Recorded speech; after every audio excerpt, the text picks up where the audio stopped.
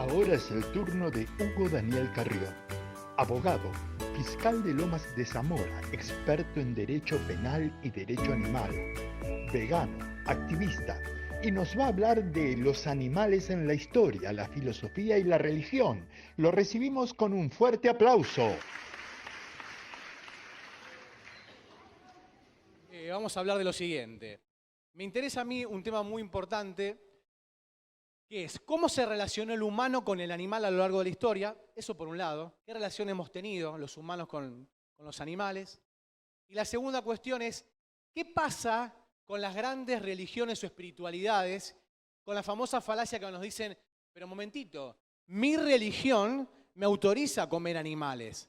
¿Es cierto esto? Ahora lo vamos a ver. Spoiler alert.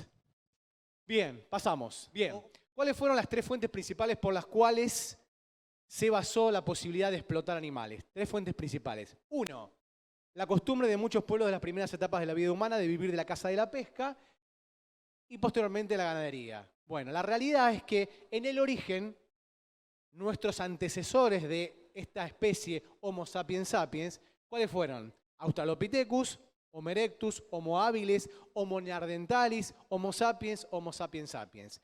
Antes de nosotros, Homo sapiens sapiens y neanderthalis, todos los demás eran frugívoros. Fin de cuento. Corta la bocha, dijo Ivo Kutsarida. Lo dijo Alan Walker, primatólogo y antropólogo británico. Eran 12 millones de años investigando los dientes, todos eran frugívoros. No había posibilidad. ¿Por qué? Porque no teníamos la anatomía en la naturaleza. Los invito a que vayan a cazar.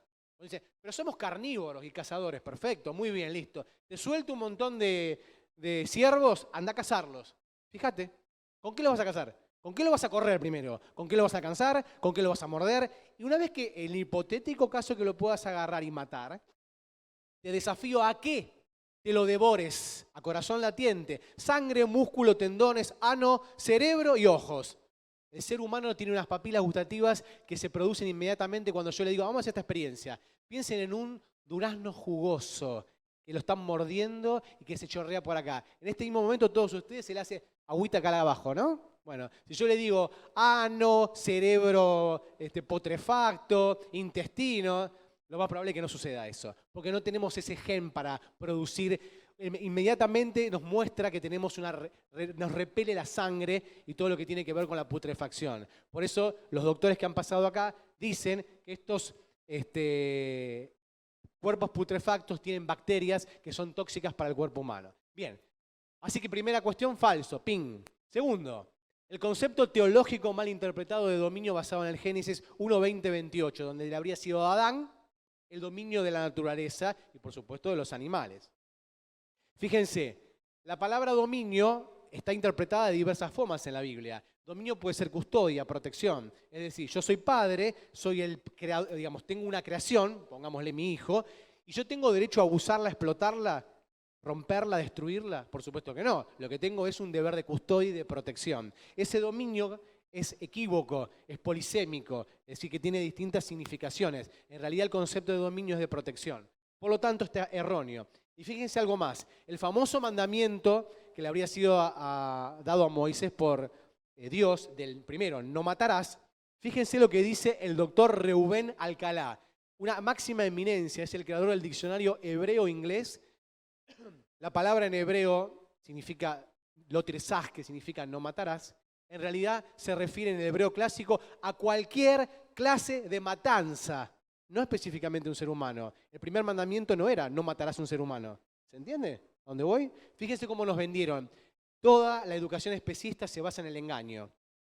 Tercero, la suposición de que los animales no pueden poseer derechos porque no tienen capacidades como razonamiento, lenguaje o conciencia. Eso ya lo dijo desde el budismo, la Vedanta hindú hasta el día de hoy, y lo ratificó la ciencia en el 7 de julio del año 2012 con la Declaración de Conciencia de Cambridge, donde dice que los animales no solo sienten, sino que son conscientes de sí mismos, de su entorno, y se pueden diferenciar y tienen experiencias subjetivas de placer y de displacer. Así que estas tres fuentes las podemos refutar fácilmente y podemos decir que ninguna de estas es válida para sostener que los animales pueden ser explotados. Voy muy rápido, ¿verdad? Mucha información, pero es que tengo mucho para decir. Pero ustedes díganme, después me preguntan. Segunda voy yo, a ver, vamos a ver qué pasa. Bien. Uy, perdón. Me pasé. No, me pasé. Ahí está. Bien, lo dije. Sintiencia, conciencia, persona. Ya hablamos de esto, ¿no? La creación de conciencia de Cambridge. Los animales son sintientes y además son conscientes. ¿Qué significa que es consciente? La capacidad de autopercibirme como algo diferente al otro y al resto del mundo. Esa es la capacidad. Hasta una mosca lo sabe. Hasta una cucaracha corre por su vida cuando la van a matar. Hay un estudio de la Universidad de Oxford que dice que los mosquitos sufren pánico, terror cuando los van a matar. Las abejas tienen sueños lúdicos, etcétera, etcétera, etcétera. No estoy poniendo un delfín, el cuervo de Nueva Caledonia, hablo de insectos, que parece que están discriminados. Bien. Relación del humano con los animales. Esto es muy interesante. Fíjense, nadie les va a hablar de esto. Hubo un primer periodo donde el animal era algo diferente. Diferente no significaba malo, en esencia. La construcción de la identidad se da por la autopercepción del otro. El otro es algo diferente. Para poder construir esta identidad tengo que identificarme o desidentificarme del otro. En este primer periodo, los animales no eran algo malo. Este primer periodo de la historia, lo que había era prácticamente un montón de cosmovisiones, religiones, filosofías, en las cuales los animales estaban incluidos. Fíjense esto, el panteón egipcio.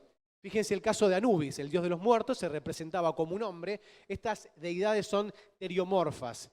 Terio del griego animal, morfo, forma. O sea, se decía que intercambiaban partes de animal humano, humano animal y viceversa. Bien, Anubis representaba al dios de los muertos y era aquel dios que recibía, uno se moría, el tipo se moría, entraba al paraíso y en vez de recibirlo San Pedro, lo recibía Anubis.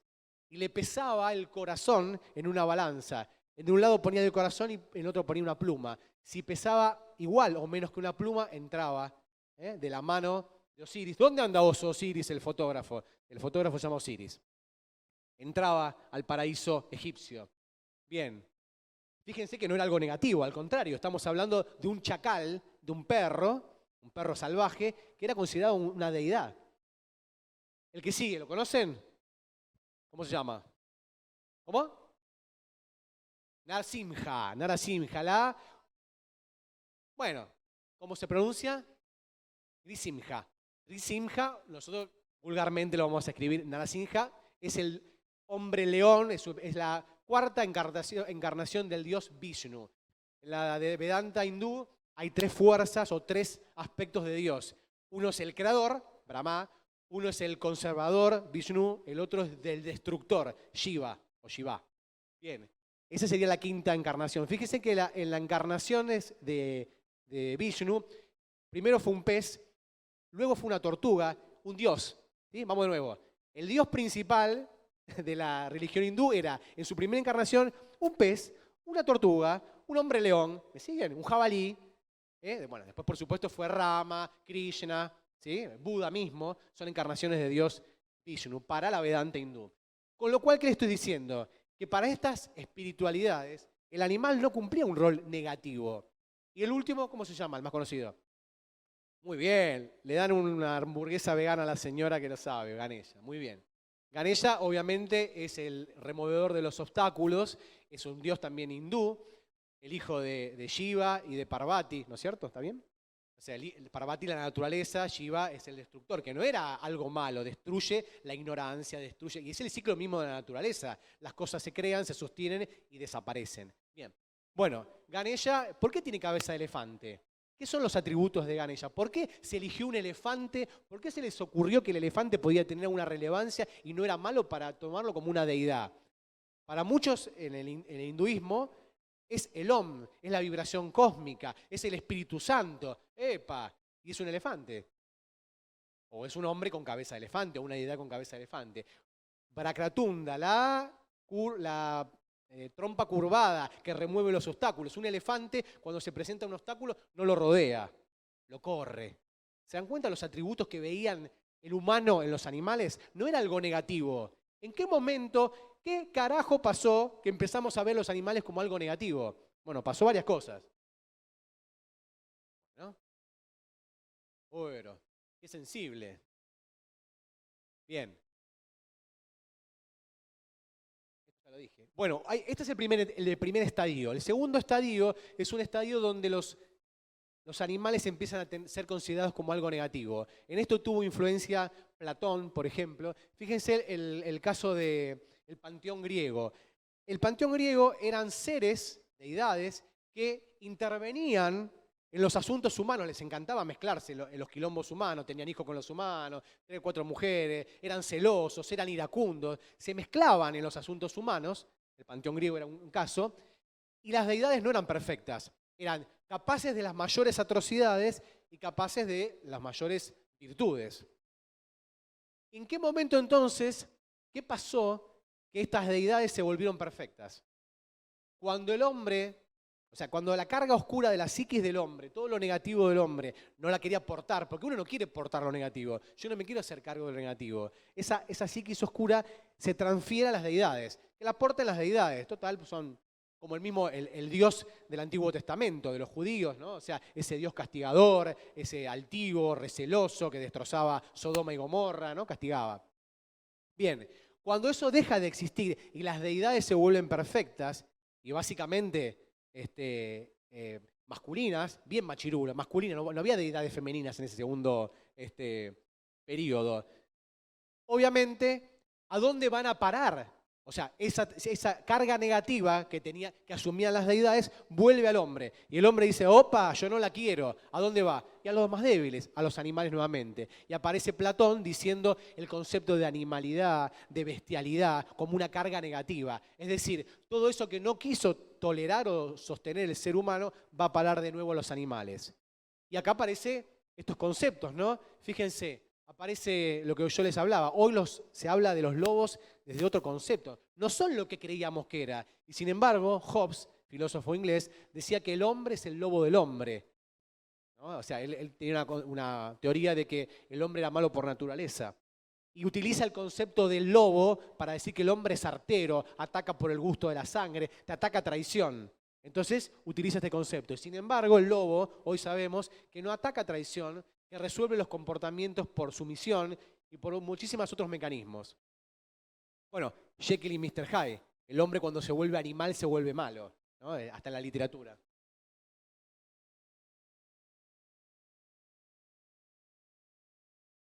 Pero en la Grecia antigua, más allá de que estaba este concepto de Platón, aparecieron hombres preclaros: Porfirio, Plutarco, Pitágoras. Estos 3 muchachos, con los cuales uno se podría sentar a comer muy tranquilo, ¿no? Acá comer una hamburguesa vegana.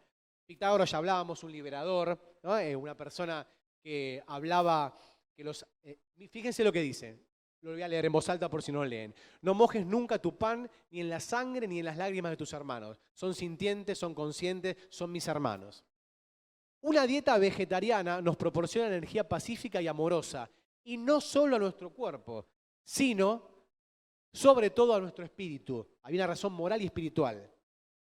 Mientras los hombres sigan masacrando y devorando a sus hermanos, los animales, reinará en la tierra la guerra y el sufrimiento, y se matarán unos a otros, pues aquel que siembra el dolor y la muerte no podrá cosechar ni la alegría, ni la paz, ni el amor. Un aplauso, ¿no? No hace falta agregar nada más. Es lapidario lo que dijo, ¿no? Pitágoras. Bueno, y fíjense Plutarco que hizo un tratado acerca de comer carne, dice: los animales utilizan la razón. Se está anticipando la declaración de conciencia de Cambridge. Y el propio Porfirio, sobre la abstinencia, nos habla justamente de que solo por el gusto de tomar acá en el paladar un pedazo, un bocado de ese animal, los privamos del tiempo y de la vida y de la luz del sol que tenía esa alma. Así lo dice, tan claro. 2600 años de antigüedad dijeron esto. Y nosotros todavía nos dicen, los veganos somos una moda. ¿Se te ocurrió ahora? ¿Se me ocurrió ahora? O sea, se me ocurrió porque quiero estar en la moda. Bien. Bueno, en la Edad Media hubo lo que se conoció como los juicios a los animales. Esto es propio del pensamiento cartesiano. René Descartes decía que los animales, hasta acá, con algunas excepciones, pasamos al segundo periodo, aparece René Descartes, el filósofo más influyente de su época, que dice que los animales no tienen racionalidad, no sienten, no son conscientes por supuesto, que son, dice llanamente, una cosa, una maquinaria, sutil pero maquinaria al fin, como una maquinaria, como un reloj, dice. Y fíjense que lo que decía yo hoy, Para Descartes dice, yo digo que los animales no sienten porque no lo puedo probar. Él dice, yo no, dada la imposibilidad de probar que no sienten, sostengo que son una cosa. Pero él nunca probó que no sentían. Dice que él no lo puede probar. Él no afirma que no sientan. Yo no lo puedo probar. Y como no lo puedo probar, son una cosa. Esa apariencia que es de sentido común, ustedes péguenle a un perro, a una vaca, grita, sufre, corre, se quiere ir. ¿Qué sentido común tiene no ver que sufre igual que nosotros? No hay nada más que hacer, el sentido común lo decía. Pero sin embargo, con su absurdo artilugio de pensamiento y de que él ponía la razón por encima de la pasión y demás, y de la sintiencia, llega a esta conclusión absurda. Ahora, justamente, a través de este pensamiento cartesiano y la llegada de la escolástica con Tomás de Aquino, se puso la piedra fundacional para la condena de muerte de los animales. A partir de ahí, ya sin dioses, ¿no? El hombre, sin dioses que lo rigieran, y solo con el límite de su conciencia, donde nada más le importara que su conciencia, y creyéndose absolutamente en un prejuicio antropocéntrico total, el dueño y el señor de toda la naturaleza, se acabó absolutamente todo tipo de derechos de ninguna índole para los animales. Pero con honradas excepciones en este periodo, con el advenimiento de la modernidad, hubo raras excepciones. Una, Leonardo da Vinci, que dijo, llegará un día en que los hombres como yo verán el asesinato de un animal como ahora yo veo el de un hombre. Jeremy Bentham, fundador del utilitarismo, que dijo, a mí qué me importa si pueden razonar, que razonan, o pueden hablar, sino pueden sufrir el argumento simple de la sintiencia para otorgar derechos morales a los animales. Y el último, el señor Thomas Tryon, que también fundamenta las bases de la criminalidad en la violencia. Lo que yo le decía, que lo dice también Kant. Ojo con la violencia, porque el que es violento con los animales, lo es violento con todos. O ese hombre que va y le pega al perro, no le va a pegar a la esposa. O no le va a pegar al hijo. La violencia se naturaliza, hoy lo probó la psiquiatría. La violencia de género es la cosificación, en la trata de blanca, en el abuso sexual, es la cosificación del otro. Cuando el otro deja de ser un fin en sí mismo y se convierte en un medio para los fines de aquel que abusa, se acabó ese otro. Se anula y se vuelve un algo, no un alguien. Eso mismo pasa con los animales. ¿Se va entendiendo? ¿O voy demasiado rápido? Voy rápido, pero ¿se va entendiendo? Bueno, que algo les quede. Bien, en ese mismo periodo aparecen las voces de, obviamente, Schopenhauer. A los animales no le debemos compasión, sino justicia. Schweitzer, obviamente, el gran humanista, médico, premio Nobel de la Paz, que decía, una reverencia total por la vida. Tolstoy, ¿no? Que decía, mientras nuestros cuerpos son las tumbas vivientes de animales asesinados, ¿cómo vamos a poder esperar alguna condición ideal en la Tierra? 1828 a 1910, pero somos una moda los veganos, ¿eh? Ojo, nos pusimos de moda. Bien, la conmiseración con los animales está íntimamente unida con la bondad de carácter. Esto que hablaba yo, ¿no? Esto de el que es agresivo y violento naturaliza la violencia y no lo es solamente con los animales, lo es con todos. Que de tal manera que se puede afirmar que quien es cruel con los animales no puede ser buena persona. El bueno de Schopenhauer era categórico, se acabó. Y por supuesto, ¿quién es el último?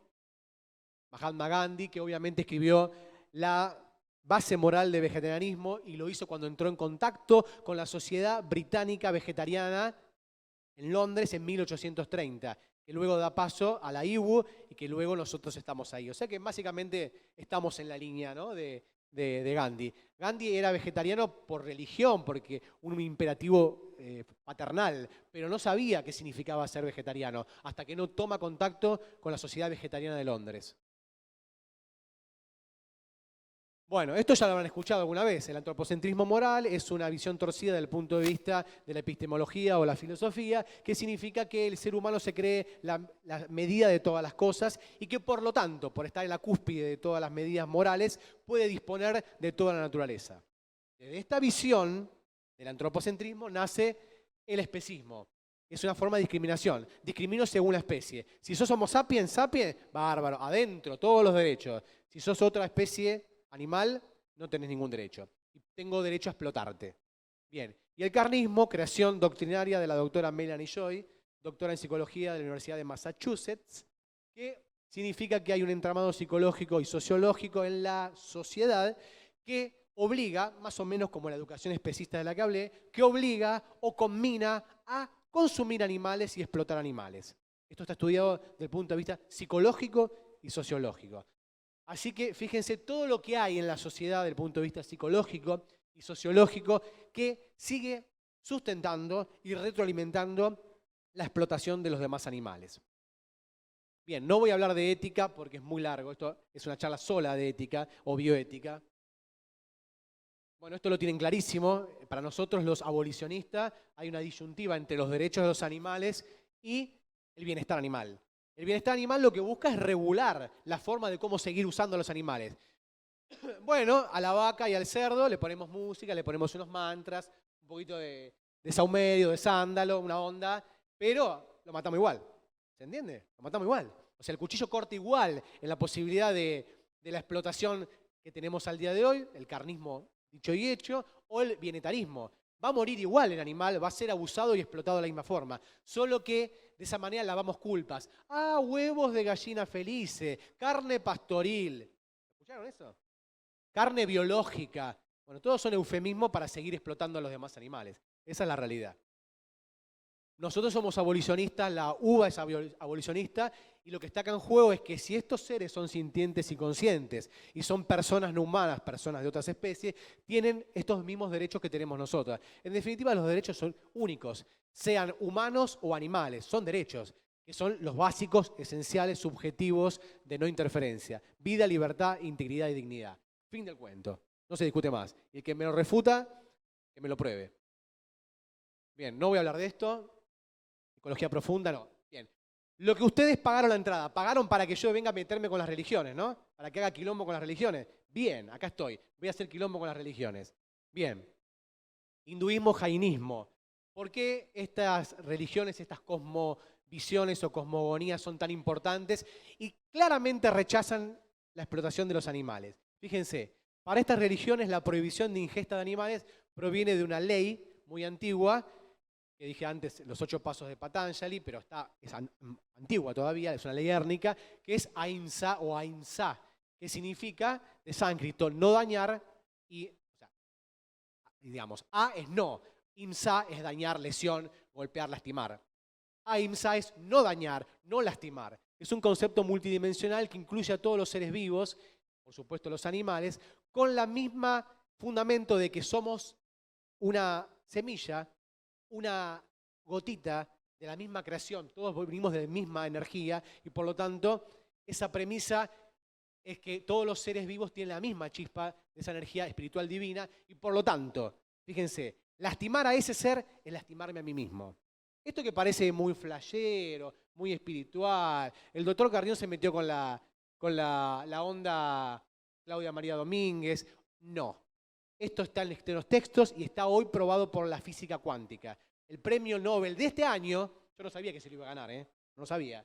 Alain Aspect, francés, premio Nobel de física cuántica, él es físico cuántico, demostró que todas las partículas están entrelazadas, desde el momento del Big Bang hasta el día de hoy. Eso se llama entrelazamiento cuántico. Lo que decía Siddhartha Gautama el Buda de que todas las vidas están entrelazadas. Yo no puedo tocar acá sin afectar allá. ¿Se entiende? Lo del efecto mariposa. Eso está probado por la física cuántica. Se acabó la discusión. No estamos hablando de cosas mágicas o pensamiento mágico. Bien. Para el hinduismo y el jainismo no hay posibilidad de lastimar o explotar a los demás animales. Upa, me pasé. Bien. ¿Quién es el Señor? Krishna, príncipe que vivió, por supuesto, antes de Buda, antes de Jesucristo. Yo hablo de lo histórico, ¿Me siguen? Estoy hablando de lo histórico. No estoy hablando de si son deidades o no. Después cada cual podrá entender si son avatares encarnados. Eso no me estoy metiendo. Yo hablo de la historia. Bien, y de lo que se escribió en el mayor poema épico de la Vedanta hindú, que es el Mahabharata, el cual tiene adentro el Bhagavad Gita, que es la Biblia hindú. Bien, el señor Krishna dice en la conversación 16, bueno, para que no sepan, el Mahabharata es un poema épico. Retalla una guerra. ¿Cómo se llama la guerra?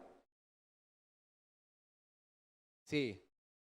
Los Pandavas y los Kuravas. Bien. pido que sea interactivo. Bueno, son como dos. Muy bien, llegó tarde, pero llegó. Tiene media falta. Pero bien, muy bien, Nico. Pero cumple, ¿eh? Él podría ser político. Él dice, voy a ir a tu charla y vino, ¿eh? Cumple, ¿eh? Ahí está. Bien, fíjense lo siguiente. En ese poema lo que se narra es una guerra entre dos clanes que dicen, la interpretación esotérica, que son las virtudes. Lo que sería los logismoi para, digamos, la iglesia ortodoxa rusa, lo que serían los pecados capitales para el catolicismo, ¿no? O sea, las buenas virtudes y las malas virtudes, los pandavas y los kuravas. Bien, en esa guerra, cuando está por ir a la batalla Arjuna, que era el discípulo perfecto de Krishna, dice, no sé qué hacer. No sé si tirar para este lado o tirar para el otro. ¿Soy team Kurava o team Pandava? Yo soy de los Pandava, no sé qué onda. Bueno, un poco pasa por ahí. En realidad es una lucha interna, ¿no? Una lucha espiritual. Si ir por el lado de la oscuridad o de la luz. Básicamente, resumidamente es así. Les spoilé el final. Bien. ¿Quién ganó? Léanlo. Bien. Bueno, la cuestión es que el poema védico lo que habla es de lo que le dice Krishna a Arjuna previo a la batalla. Y él le dice, la forma de discernir lo divino de lo demoníaco y enumera las virtudes que llevan a la liberación y a la unión con Brahman. Brahman es el absoluto, Dios sería. ¿Bien? Dice, la no violencia, ¿qué dijo? La no violencia, bueno, listo. La veracidad, la ausencia de deseabilidad, el desapego, la compasión de todos los seres vivos. Bueno, o sea, estamos hablando de cosas que son muy antiguas, ya se hablaba de lo mismo. Abajo.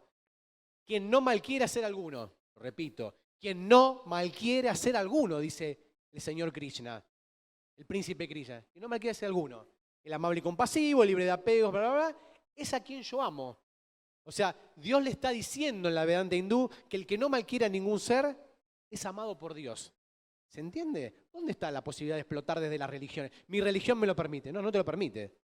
Bueno, lo podés hacer, pero no invoques la religión para justificar tus decisiones amorales o inmorales o no justificadas. Bien, el budismo. ¿Quién fundó el budismo? Nadie, porque el budismo no lo funda nadie. Esperen.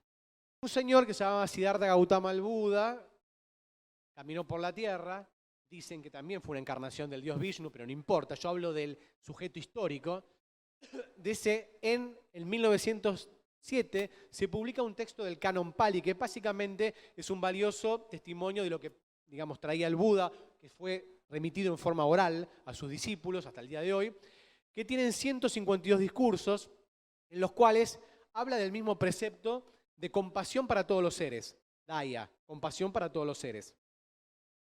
Y el Buda niega comer carne. Me llama mucho la atención que uno se encuentra con algún budista y dice, nosotros comemos un toque de pescado. Bueno, listo. ¿Qué clase de budistas serán? No sé, no los conozco. Bueno. En el Dhammapada, que es una escritura sagrada budista, también en verso, tradicionalmente atribuida al Buda Gautama, en el capítulo el Buda dice, fíjense, tiene un capítulo que habla de esto, no hagas mal a criatura alguna, cultiva el bien, purifica tu mente. Esta es la enseñanza de los Budas. Buda significa iluminado, básicamente. Como Jesucristo o Krishna o Cristo significa ungido o iluminado. Es un título de elevación o de conciencia espiritual más allá de lo terrenal. Bien, y el respeto de todos los seres se repite cuando habla del noble. ¿Quién es noble?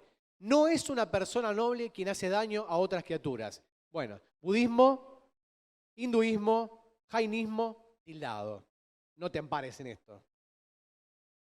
Bueno, el kodaísmo es una religión que está en Vietnam, es muy pequeña, no voy a hablar, pero dice lo mismo, no importa, la pueden googlear. Y acá se pudre todo, ¿eh? Y acá me mandaron a arder en el infierno, literalmente. Te vas a arder en el infierno por meterte con el Señor Jesucristo. Que la sangre del Señor Jesucristo te eleve ¿a dónde? Y que te entierres en los infiernos y bla, bla, bla, bla. Wow. Yo no voy a hablar de si Jesucristo es Dios o no es Dios. No voy a hablar si hizo milagros o no. Voy a hablar de las enseñanzas de Jesucristo y de los elementos arqueológicos hallados en las cavernas de Qumran entre 1944 y 1946. ¿Se entiende? Me importa 3 pepinos si era o no, porque no es motivo de discusión. Yo voy a fundarlo en elementos científicos. ¿Entiende? ¿Estamos claros? Pero no, Claro, no está- a ver, insigan, estoy hablando peyorativamente de Jesucristo. Estoy hablando mejor de Jesucristo. Estoy diciendo que era una persona compasiva con los demás animales. Pero sin embargo, no me toques el asadito. Bien. Jesús como maestro, en Mateo 12:7, fíjense esta escena. Vamos a ver. Ustedes vieron la película Rey de Reyes, Jesús de Nazaret. Bueno, hay un momento donde Jesús se pudre todo, se la pudre, está repodrido, y está en el templo y ve un montón de comerciantes. Rompe todo a patada, tira todo a la miércoles. Dice, pero era medio violento, era medio heavy, sí. O sea, que sea un maestro iluminado, o un ser de sabiduría, o lo que vos quieras, no lo quita, no lo priva de tener reacciones y energías cuando hacía falta. Bueno, dice, en ese momento que se pudre todo, dice, si hubieses comprendido lo que significa aquello de misericordia quiero y no sacrificio, no condenaríais a los inocentes. Está en la Biblia. Listo, cállense la boca, está en la Biblia. Ahora, el tema es la interpretación. Bueno, la interpretación es la siguiente. Eso se produce en las puertas del templo, enfrente del matadero más grande de Palestina. Cada vez que uno entraba, en el judaísmo estaba ahí el sacrificio. Es decir, había animales enjaulados y uno tenía que comprar, según su poder adquisitivo, una paloma, lo más barato, un ave, un cordero, el mejor regalo para la deidad, supuestamente, a degollar y entregar esa sangre para recibir los favores de la deidad. ¿Se entiende? Era un pensamiento mágico, supersticioso. Jesucristo patea a la mierda todo eso y dijo, basta, son inocentes. O sea, yo voy a ser el cordero a inmolarme. De hecho, en la última cena, ya lo vamos a ver, no se comió cordero como dicen los que sostienen el carnismo y el especismo. No se comió. Ahora van a ver los hallazgos arqueológicos y se van a sorprender. Es más, miren lo que dice San Jerónimo, uno de los padres de la Iglesia Católica. San Jerónimo, después de la venida de Cristo, no nos está permitido comer carne. 500 años de cristianismo primitivo, antes del concilio de Nicea, con Constantino a la cabeza, Constantino el emperador, es el que decide que entonces sí Jesucristo era una deidad. Hasta ese entonces no había discusión si era deidad o no, les importaba a los cristianos tenerlo como Dios o como el Hijo del Padre. Constantino, en el concilio de Nicea, le otorga ese rango y por supuesto, como al emperador Constantino le gustaba las orgías, el vino y la carne, dice que lo que aquí había era la posibilidad de seguir explotando a los animales. Entonces, pero en los primeros 500 años, todos los cristianos primitivos no comían carne. Jesucristo era esenio, una secta muy estricta de los judíos, en la cual solo para ingresar al templo, si habían tocado un animal o habían golpeado un animal, tenían que lavarse en agua purificada para entrar al templo. O sea, no ingerían carne. Y fíjense esto, no matarás, como dije anteriormente, incluye a los animales. Las enseñanzas de Krishna son explícitas, pero nos dice esto en el famoso Evangelio de la Paz, que son estos papiros que se encontraron en 1944, que son conocidos como los rollos del Mar Muerto. Fíjense, se encontraron ahí unos códices, los códices del Mar Muerto, y conformaron un evangelio no aceptado por la Iglesia Católica, porque nos muestran un Jesucristo superstar, o sea, un Jesucristo que obviamente no hablaba de esto en la Biblia que nos están mostrando. Y fíjense que el doctor Edmond Bordeaux-Sekely, que es filólogo, doctorado en filosofía de la Universidad de París, y tiene muchísimos posgrados en la Universidad de Viena y Leipzig, él nos dice, en ese mismo texto dice, Cristo concuerda absolutamente con todas las enseñanzas de Krishna en cuanto a vegetarianismo. Lo está diciendo una persona, y fíjense lo que dice directamente, esto dice los códigos del Mar Muerto, lo que se encontró en las cavernas de Qumran, dice esto. Y Jesús continuó, esto se le atribuye al discípulo de él, a uno de los apóstoles, a Tomás. Miren lo que dice. Y Jesús continuó. Dios ordenó a vuestros antepasados, no matarás. Esto es en el periodo de Moisés, por supuesto. Pero su corazón estaba endurecido y mataron. Fíjense lo que dije yo. La violencia sigue engendrando violencia. Entonces Moisés deseó que por lo menos no matasen hombres y les permitió matar animales. Bueno, por lo menos maten animales. Y entonces el corazón de vuestros antepasados se endureció más aún, lo que hoy la psiquiatría trae. O sea, la violencia hacia los animales se naturaliza y se vuelve contra nosotros como sociedad. Y bueno, ahí lo leí. Mas yo os digo, no matéis ni a hombres ni a animales, ni siquiera el alimento que llevéis a vuestra boca, pues si coméis alimento vivo, él mismo los vivificará. Pero si matáis vuestro alimento, la comida muerta los matará también. Pues la vida viene solo de la vida, y de la muerte viene siempre la muerte. Porque todo cuanto mata vuestros alimentos, mata también vuestros cuerpos. Y todo cuanto mata vuestros cuerpos, mata vuestras almas. Y vuestros cuerpos se convierten en lo que son vuestros alimentos, igual que vuestros espíritus se convierten en los que son vuestros pensamientos. Pues en verdad os digo, vivid solo del fuego de la vida, y no preparéis vuestros alimentos con el fuego de la muerte, que mata vuestros alimentos, mata vuestros cuerpos y mata vuestras almas. ¿Les quedó claro lo que decía Jesús? ¿O hace falta que le pongan una traducción, un subtitulado? Bueno. Bien.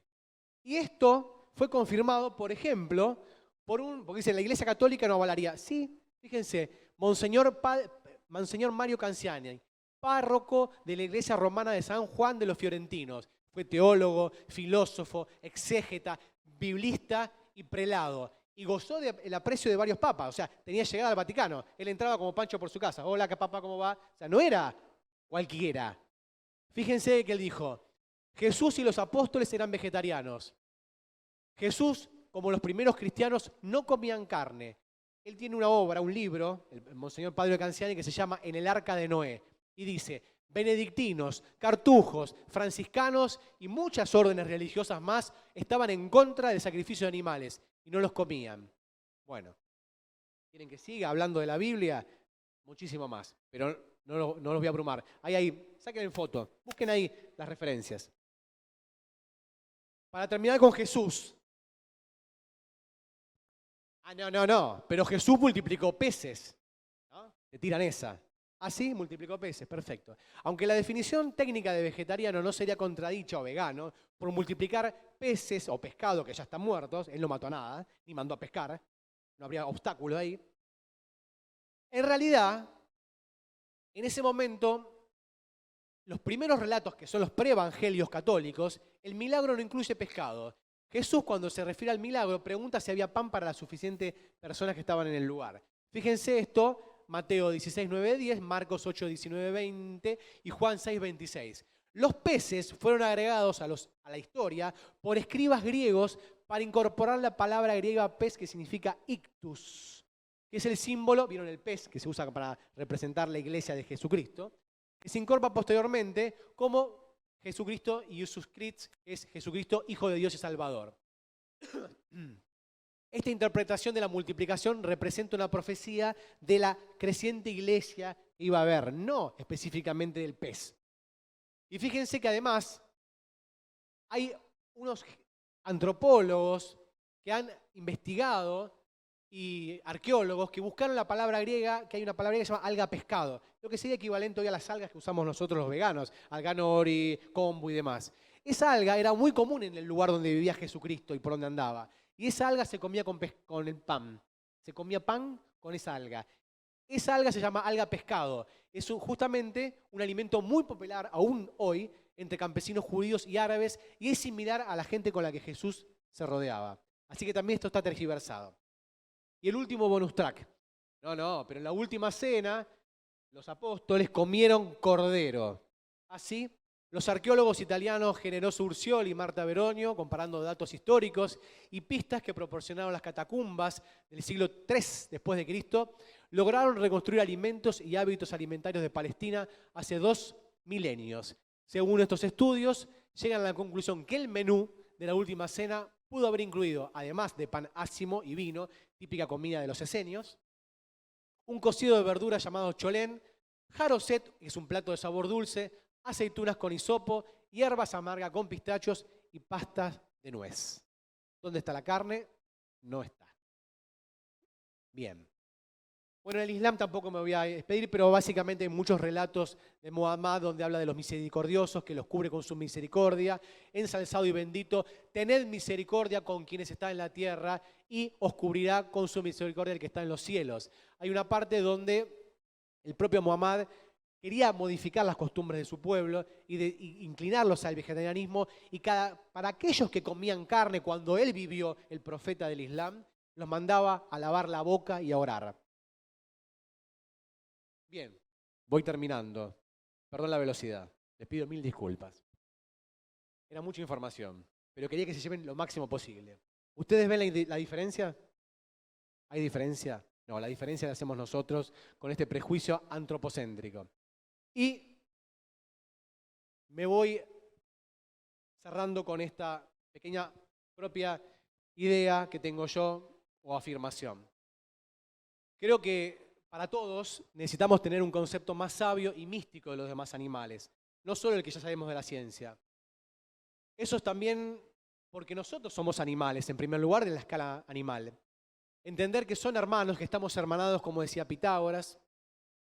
Y si esto lo entendemos así, no es condescendencia ni compasión, le debemos justicia. Es un acto y justicia, porque pensar que le tenemos que ser compasivos y tener un acto de compasión es pensar que ellos tienen un destino inexorable de explotación y muerte, y lo podemos cambiar.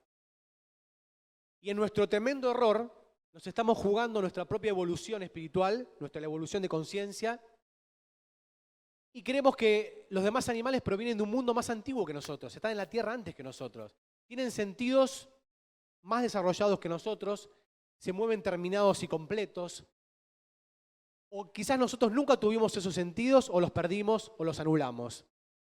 Yo creo que renovar nuestra mirada hacia ellos no solo es este acto de justicia que yo estoy pidiendo, como lo pidieron estos filósofos, es dotarlos de los derechos que les fueron arrebatados por la mano tiránica del ser humano, sino creo que también es nuestro propio camino hacia la divinidad, no como un ente de barba que vive ahí, sino como la misma naturaleza. La divinidad, esa energía que está acá, es palpable, que tenemos que cuidar y proteger, esa es la divinidad. Creo que vibra en el esplendor de la naturaleza y creo que tenemos que seguir buscando justamente conectarnos y reconectarnos no solo con los demás animales, reparar esta injusticia histórica, sino con la naturaleza toda. Muchas gracias.